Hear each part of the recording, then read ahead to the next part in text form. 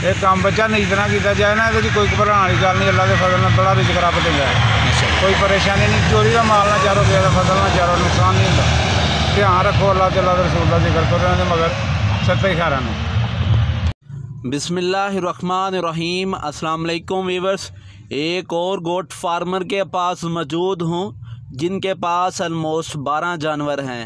तो ये इनका कहना है कि इन 12 जानवरों से वो 2 लाख रुपया कमा लेते हैं। तो ये कैसे कर लेते हैं, इनसे जानते हैं। तो चलें इनसे करते हैं गुफ्तगू। अस्सलाम वालेकुम। वालेकुम सलाम। बुजुर्गो की हाल है तुहाडा? अल्लाह पाक दा शुक्र है, बड़ा करम। बुजुर्गो अपना की नाम जे? तारक महमूद। तारक साहब किहड़े इलाके नाल तल्लक है? सियालकोट नाल। अच्छा तारक साहब, ए दसो कि तुसी बकरियां दा कारोबार किन्ने सालों तो करदे हो? 6 साल हो गए। 6 सालों का अरसा किंज दा रहा? शुक्र है अल्लाह पाक दा, बड़ा सोहना टाइम गुजरे। खुश हो अपने काम ते? बड़ा अल्लाह दा फजल। अच्छा किन्नियां बकरियां जे? मेरे को बकरियां ने फिलहाल 4 4 ने 12 जानवर ने टोटल 12 जानवर ने। हाँ जी। ते केड़ी नस्ल दे ने? देसी नस्ल। हाँ जी। अच्छा देसी नस्ल में भी सुनिया वैराइटीज़ ने, बीतल है ते ओ मक्खी चीनी है। हाँ जी हाँ जी। ये केड़ी नस्ल जे? मक्खी चीनी हो जाती पे जनाब। अच्छा मक्खी चीनी ते एड़ा ब्रीडर जे केड़ी नस्ल दा है? ये उहदा ही बच्चा है। ओहदा बच्चा है। हाँ जी। ठीक। अच्छा ए दसो कि अज तक तुसी दस्सिया कि 12 बकरियां तू सालाना 2 लाख रुपया कमांदे हो, किंज कमांदे हो? ऐसे फेर के बाद। फेर के बाद? हाँ जी। ते साल बाद किन्ने बच्चे सेल कर दो ना जेगू तैयार करके? सेल वो 4 बच्चे दे दें। 4 के बच्चे? हाँ, बच्चे रहन तो 5 भी हो जाए, 4 ही नहीं देने। यानी कि घट तू घट 2 लाख है। हाँ। ते वध तू वध 3 लाख भी हो जाता है। जी गल। अच्छा बकरियां तुहाडे कोल 12 ने 6 साल हो गए ने, ते बकरियां नूं तुसीं वधा क्यों लिया? मगू तफीक नहीं है, नहीं नकदी माल नहीं। बच्चे बच्चियां वड्डियां ने, बच्चे छोटे ने। असीं सुनिया बकरियां दे कारोबार विच बरकत बड़ी है, ए बड़ी तेज़ी नाल अपनी नस्ल वधांदियां ने। तुहाडे कोल 12 दियां 12 ही ने, जी गल। वो क्यों? मेरे को ज़्यादा भी है, बीमार हो गई हैं विचों, तो मैं कितने चल गया 5-6 महीने नहीं आया, तो बकरियां फिर मर गई। अच्छा 3-4 बकरियां केड़ी बीमारी नाल मरियां सन? उन्होंने यह हो गई चंदरी। जी चंदरी होंदी है, ते इन्हां नूं की हुंदा है, मतलब किस तरह की बीमारी है चंदरी? वो सोज पाई जाती, थन सोज जाते हैं, लहू अच्छा। प्यार विच आउंदा, दुद्ध नहीं आउंदा, बकरियां पीड़ मनदियां ने। ते ओहदा इलाज कोई नहीं हुंदा? इलाज ओहदा है टीके शीके ते कोल बंदा होए तो फिर सियाना। अच्छा तुसीं हुंदे कोल ते इलाज कर लेना सी, इंशाअल्लाह अल्लाह दा फजल। लेकिन तुसीं दूर हो ते बकरियां नूं अटेंड नहीं कर पाए, ते बकरियां तुहाड़ियां ज़ाया हो जी गईयां। गल होई। अच्छा चंदरी जहर दे अलावा भी कोई बीमारी कदे आईयां ने? होर कोई नहीं ਇਹੋ ਹੀ ਹੁੰਦੀ बीमारी, ਜਾਂ ਚਾਨਣੀ ਹੁੰਦੀ चाननी ਤੇ ਜਾਂ ਇਹਨਾਂ ਨੂੰ ਹੋ ਜਾਂਦਾ एडिस बीमारी ਹੁੰਦੀ ਹੈ, ਪਿੱਛੇ ਲਕਵਾ ਨਹੀਂ ਲੱਤਾਂ ਨੂੰ ਜਿਵੇਂ ਹੋ ਜਾਂਦਾ ਬੰਦੇ ਨੂੰ। लकवा लत्तां दा।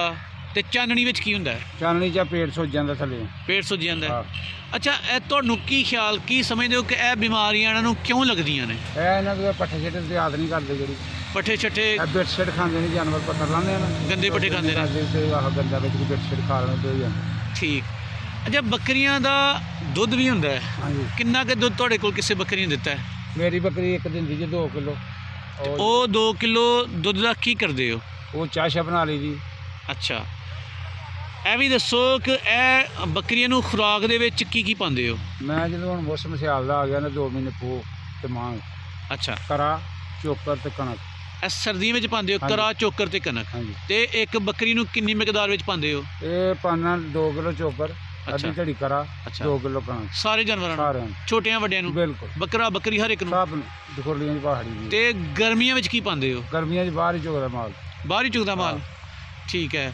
ਕੀ ਸਮਝਦੇ ਹੋ ਕਿ ਇਹ ਕਾਰੋਬਾਰ ਔਖਾ ਹੈ ਜਾਂ ਸੌਖਾ ਹੈ? ਇਹ ਸੌਖਾ ਹੈ, ਸੌਖਾ ਕੰਮ ਹੈ। ਅੱਲਾ ਦਾ ਸ਼ੁਕਰ ਹੈ। ਤੰਦਰੁਸਤੀ ਹੋਣੀ ਤੁਸੀਂ ਚਾਹੀਦੀ ਹੈ। ਬਸ ਇਹੀ ਕੰਮ ਕਰਦੇ ਹੋ ਕਿ ਇਹਦੇ ਨਾਲ ਕੋਈ ਹੋਰ ਵੀ ਕੰਮ ਕਰਦੇ ਇਹ ਹੋ? ਅੱਲਾ ਤੇ ਅੱਲਾ ਦੇ ਰਸੂਲ ਦਾ ਹੁਕਮ ਹੈ, ਨਬੀ ਪਾਕ ਦਾ ਸਦਕਾ ਇਹਨੂੰ ਕਰਨਾ ਚਾਹੀਦਾ। ਜੀ।